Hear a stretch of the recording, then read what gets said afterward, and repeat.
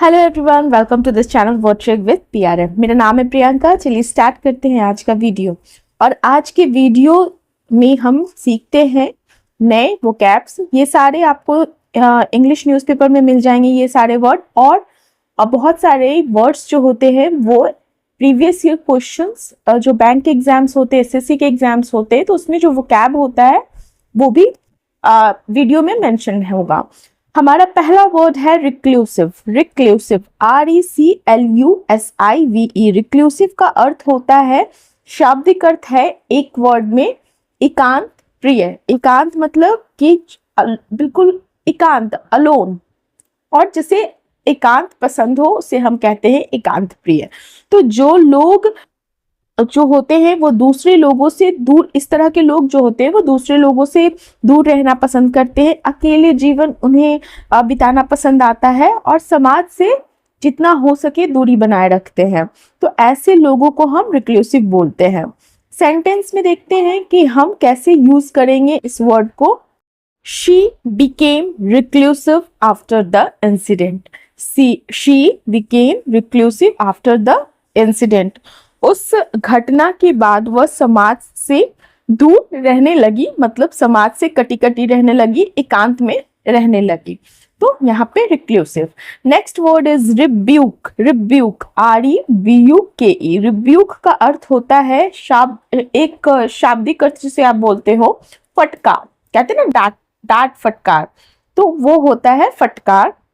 जब कोई किसी की गलत बात या गलती बात पर कठोर शब्दों से डांटे किसी को या उसको फटकारे, उसे डांट टपटे, तो डांटना फटकार देना को हम क्या कहेंगे? रिब्यूक करना। ठीक है, तो जब किसी की गलत बात या गलती पर कठोर शब्दों में डांटना, फटकारना या डांट फटकार देने को हम रिब्यूक कहेंगे।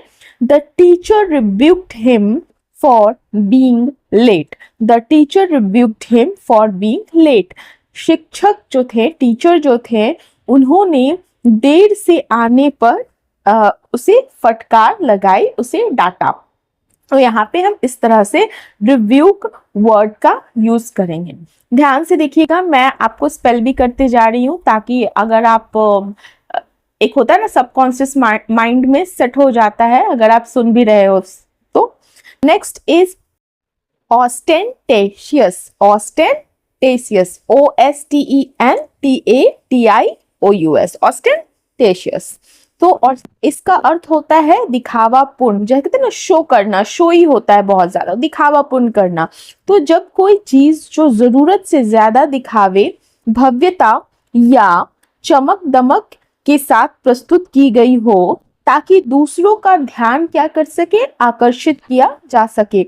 तो जब किसी चीज का बहुत दिखावा किया जाता हो या बहुत ज्यादा शो ऑफ किया जाता हो तो वहां पर हम दिखावापूर्ण, वहां पर हम ostentatious वर्ड का यूज करेंगे। जैसे एग्जांपल में देखते हैं, avoid using ostentatious language in simple conversation. ठीक है, avoid using ostentatious language in simple conversation. साधारण बातचीत में भी दिखावापूर्ण भाषा का उपयोग करने से बचे। मतलब सिंपली, अगर सिंपल लैंग्वेज में अगर बात बन रही है तो आप इसे यूज करें, ज्यादा शो ऑफ ना करें लैंग्वेज का। नेक्स्ट हमारा वर्ड है मैलिएबल। मैलिएबल, जो केमिस्ट्री के स्टूडेंट है उन्हें पता होगा मैलिएबल का क्या अर्थ होता है। मैलिएबल चीज को जो मैलिएबल होता है, जनरली ये केमिस्ट्री में आप मेटल वगैरह के लिए यूज करते हो। तो MELLEABLE, मेलिएबल का अर्थ होता है बहुत ही ज्यादा लचीला, जिसे आप बिल्कुल बेंड कर सको, अपने अकॉर्डिंग उसको आकार दे सको। फ्लेक्सिबल भी आप इसका सिनोनिम की तरफ बोल सकते हो। तो ऐसी चीज जो आसानी से आकार बदलती हो, या उसे आप जैसे कहते हैं ना गोल्ड, तो गोल्ड क्या होता है? वेरी मेलिएबल मेटल होता है। मतलब उसको आप किसी तरह से, और जैसे उस मेटल का आप ऑर्नामेंट बना सकते हो। मतलब वो बहुत ज्यादा लचीला है, उसको किसी भी तरह से शेप में आप ढाल सकते हो।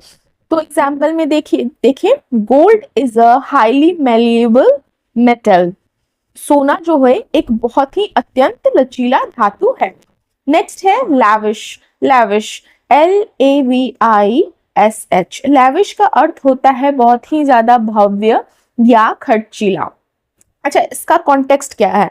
जब बहुत ज्यादा मात्रा में उदारता से या भव्यता से ज्यादा खर्च करना या कर देना। जैसे एक सिंपल बात है, जहां पर आपको 20 रुपए खर्च करना, वहां पे आप 2000 रुपए खर्च कर रहे हो, तो कहते हैं ना लैविश। खर्च करने से पहले सोचना नहीं, एक तरह से फिजूल खर्ची। ठीक है, तो यहाँ पर हम लैविश वर्ड का यूज करेंगे। They hosted a lavish wedding ceremony. They hosted a lavish wedding ceremony. उन्होंने एक भव्य शादी समारोह का आयोजन किया या समारोह को आयोजित किया। लैविश बहुत ज्यादा बड़ा, बहुत ग्रैंड, जिसको आप कहते हो ग्रैंड पार्टी, बहुत ज्यादा खर्च हुआ उसमें। ठीक है, तो वहां पर हम लैविश वर्ड का यूज करेंगे। हमारा अगला वर्ड है मरोस। मरोस, MOROSE, मरोस। मरोस का अर्थ होता है उदास, सैड। ठीक है, तो जब कोई बहुत ज्यादा उदास हो, उदास की वजह से कहते हैं ना चिड़चिड़ा होना, बहुत गुमसुम रहना, ज्यादा बोलना नहीं, ऐसा व्यक्ति जो कम बोलता है और उसके चेहरे पे, उस व्यक्ति के चेहरे पे हमेशा मतलब लटका हुआ फेस रहता है, मायूस, बहुत ही उदास, तो वहां पर हम मरोस वर्ड का यूज करेंगे, उदास। She has been in a morose mood since morning. She has been in a morose mood since morning. वह सुबह से ही गुमसुम और उदास मूड में है। तो इस तरह से हम सेंटेंस में वर्ड का यूज करते हैं। और अच्छा, सेंटेंस से आप अगर जिनको इंग्लिश बोलने में प्रॉब्लम होती है ना स्पोकन इंग्लिश में, तो अगर सेंटेंस को अच्छे से देखिएगा तो ये भी प्रैक्टिस आपका होता जाएगा। हमारा अगला वर्ड है इनंडेट। Inundate, INUNDATE। इनंडेट का अर्थ होता है बाढ़ भर, बाढ़ भर या भर जाना। मतलब बहुत ही ज्यादा, जैसे एक तो होता है ना फ्लड, फ्लड जिससे आप, तो वहां पर ये हो गया बार भर, और भर जाना ओवरवेल्म जिसे आप कहते हो। तो किसी चीज का अत्यधिक मात्रा में आ जाना, इतनी अधिक मात्रा में आना कि वो चीज को संभालना मुश्किल हो, तो वहां पर हम इनंडेट वर्ड का यूज करेंगे।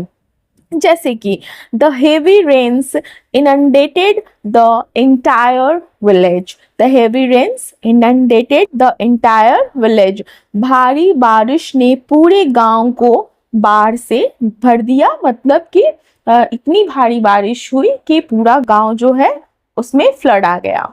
नेक्स्ट वर्ड है हमारा अबेयंस। Abeyance, ABEYANCE।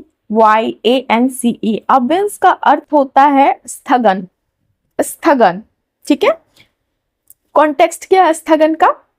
स्थगन शब्द का अर्थ होता है किसी चीज का अस्थाई, मतलब टेम्पररी, किसी चीज का अस्थाई रूप से रुक जाना। हॉल्ट जिसे आप बोलते हो, ठहर जाना, या कुछ समय के लिए किसी चीज को रोक देना, तो वहां पर हम अबेयंस वर्ड का यूज करेंगे, स्थगन। The project is in abeyance due to lack of funds। The project is in abeyance due to lack of funds।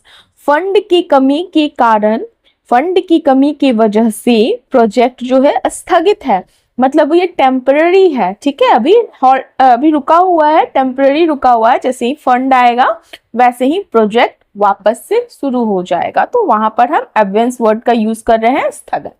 Next word is profligate. Profligate, PROFLIGATE। Profligate का अर्थ होता है अपव्ययी, मतलब जितनी ज्यादा कमाई से ज्यादा खर्च, या फिजूल खर्च जिसे आप बोलते हो, फालतू का खर्च। ठीक है, यह एक तरह से बहुत बेकार चीज होती है अब फिजूल खर्च, जो व्यक्ति जरूरत से ज्यादा और बिना सोचे समझे पैसों का खर्च करता है, या कह सकते हैं बर्बादी करता है, बेहिसाब खर्च करने वाले को हम क्या बोलेंगे? प्रोफ्लीगेट। बेहिसाब खर्च करने वाले को हम बोलेंगे प्रोफ्लीगेट, अपव्यय, फिजूल खर्च। ठीक है, फिजूल खर्च को बोलते हैं प्रोफ्लीगेट। ठीक है, he is known for his profligate lifestyle. वह अपने फिजूल खर्ची वाले जीवन की वजह से जाना जाता है, जीवन के लिए जाना जाता है। Next word is embezzle. Embezzle, EMBEZZLE। Embezzle का अर्थ होता है गबन। गबन किसको कहते हैं ना, पैसे की गबन, ठीक है, हेरा फेरी। तो किसी के भरोसे से अगर आप कोई काम करते हो, पैसे देते हो, संपत्ति देते हो और उस चीज का क्या कहते हैं कि उपयोग ना होके मिस यूज हो जाता है, मिस यूज जब उसको वो हो कर लिया जाता है, तो किसी के भरोसे से दिए गए पैसे या संपत्ति को चोरी करना, अपने निजी उपयोग में ले आना या गलत तरीके से मिसयूज करना, खर्च करने को हम कहेंगे एम्बेजल, और इसी से शब्द बनता है embezzlement. Fine.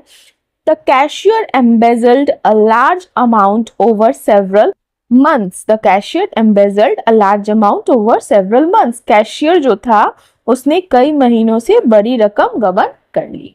Next one is precarious। precarious, PRECARIOUS। precarious का अर्थ होता है अस्थिर। एक हुआ स्थिर, स्थिर का अपोजिट होता है अस्थिर।